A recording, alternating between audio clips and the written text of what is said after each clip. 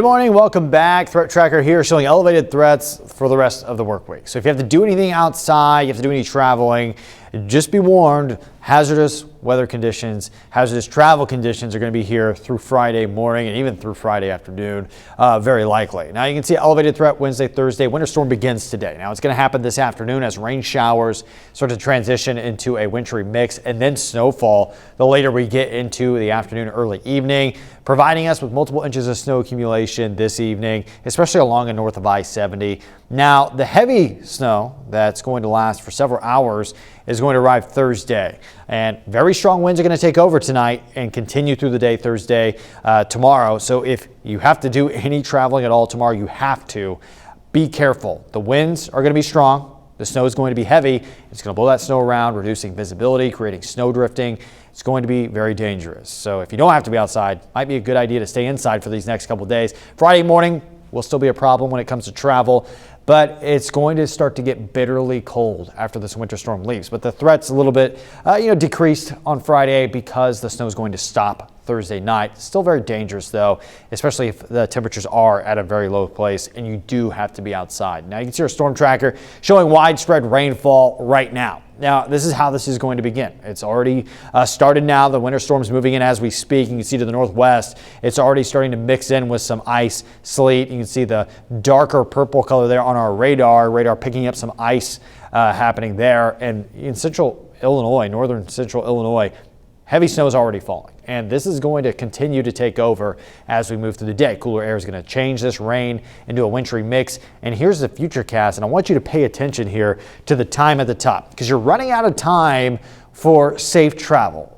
Travel conditions are going to start to deteriorate, especially as we move through this afternoon. You can see what's happening. This wintry mix is moving in, switching over the rain into something more dangerous. This is around 9 to 10, 10 to 11, as early as 11 a.m.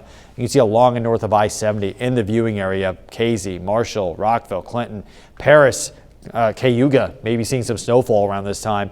As early as, lunchtime, we're already going to start to see dangerous precipitation. Now, as we move through the rest of the afternoon, temperatures are going to continue to drop and the surfaces of roads are going to progressively get colder, and it's going to become even more dangerous as snow takes over. This is 2 to 3, 3 to 4. Again, wintry mix farther to the south. And again, ice is falling in some locations, and especially farther to the south where you are seeing less snow, you're probably going to have some ice accumulation. So be careful for any travel you need to do this afternoon, late this evening. You can see it switching over to snow. Tries to move out. Ice accumulation possibly happening farther to the south around this time. This is around 11.